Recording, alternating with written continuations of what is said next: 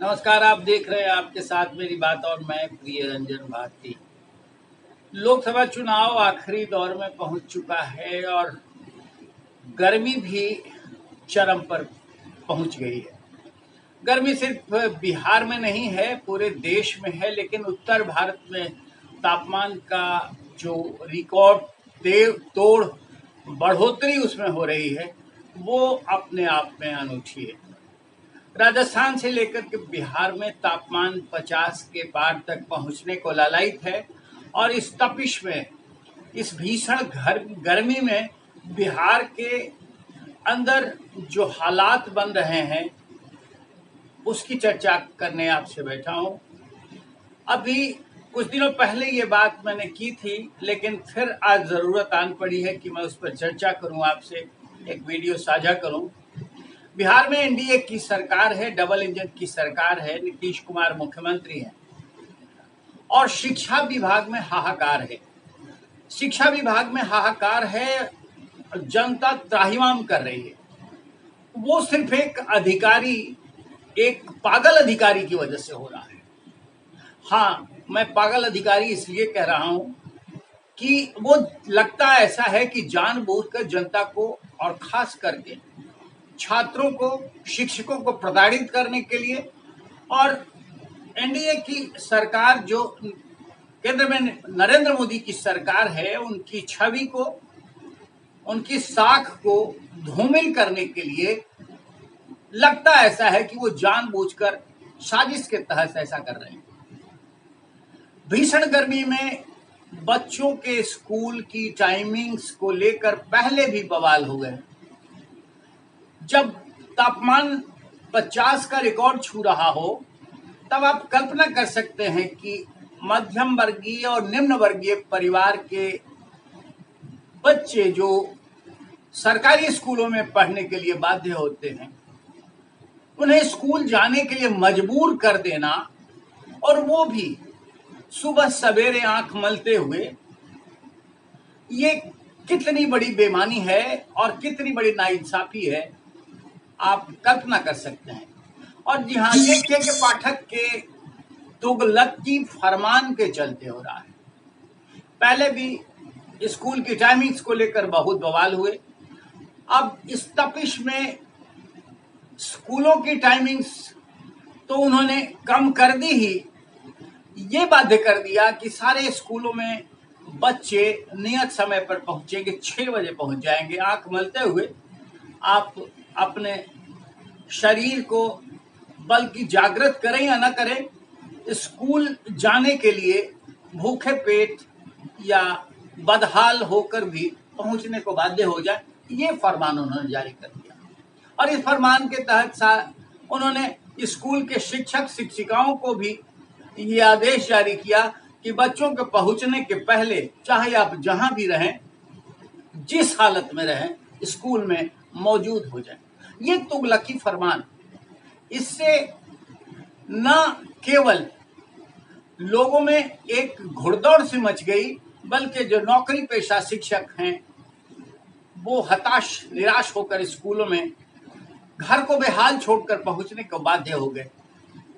और स्कूलों से जिस तरह से शिक्षकों को आदेश दिया गया, शिक्षा विभाग द्वारा आदेश दिए गए कि बच्चों को समय पर पहुंचना जरूरी है, बच्चे भी पहुंचने लगे। अब इस भीषण गर्मी में दोपहरी में जब उनको स्कूल से छोड़ा जाता है या फिर भूखे पेट प्यासे रहते हुए वो स्कूल में पठन पाठन के लिए बाध्य होते हैं, तो तय मानिए उनका बेहोश होना लाजमी है। अभी 2 दिनों के अंतराल में बिहार में भीषण गर्मी के दौरान कमोबेश 100 से अधिक बच्चे बेहोश हो गए, दम खाकर गिर गए और उनके बेहोशी की हालत में अफरा तफरी मच गई। अब यह सिलसिला जारी है, लेकिन इस पर राजनीतिक तापमान भी चढ़ा, और वो तब चढ़ा है जबकि लोकसभा का चुनाव आखिरी चरण में पहुंचा है। जी हाँ, आपको पता है आखिरी चरण में मध्य बिहार के 8 सीटों पर चुनाव है, जिसमें राजधानी पटना की भी 2 सीटें महत्वपूर्ण हैं।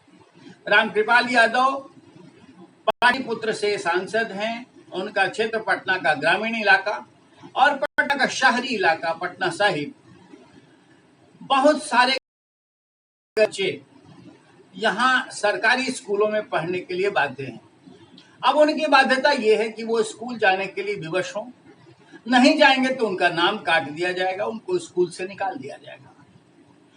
लेकिन ये सब मुख्यमंत्री नीतीश कुमार के रहते हो रहा है और तुगलकी फरमान जारी करने वाले के पाठक उनके सबसे भरोसेमंद, उनके सबसे विश्वास पात्र अधिकारी माने जाते हैं। आखिर क्या है के पाठक के अंदर, कौन सी उनमें काबिलियत है कि इस तरह की तुगलकी फरमान जारी करके वो शिक्षा में सुधार करना चाहते? कैसा सुधार करना चाहते? पढ़ने वाले बच्चे ही न रहे, स्कूल में पढ़ाने वाले शिक्षक शिक्षिका ही बेदम हो जाए, तो फिर कैसा सुधार हो पाएगा? और के पाठक की ये बदनीयती देखिए कि शिक्षा विभाग जो कुलाधिपति के अंदर चलता है, राज्यपाल जिसके अधिष्ठाता होते हैं, उनका आदेश भी ये मानने को तैयार नहीं।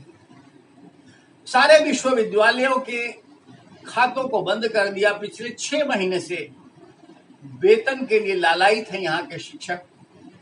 पेंशन धारी जो रिटायर्ड कर्मी हैं या जो प्रोफेसर हैं या उनके परिजन हैं, उनको पेंशन देने का सिलसिला भी रुक गया।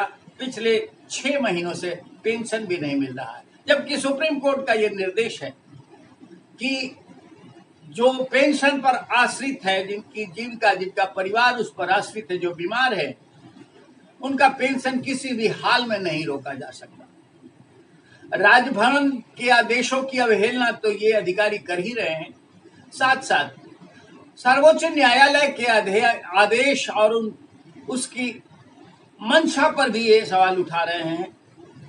उसकी अधिसूचना और उसके आदेश के भी अवहेलना किए जा रहे हैं। लेकिन ये सब नीतीश कुमार की सरकार के रहते हो रहा है। तो क्या वाकई नीतीश कुमार की सरकार नहीं चाहती है कि बिहार में नरेंद्र मोदी की साख और उनकी छवि असरदार हो?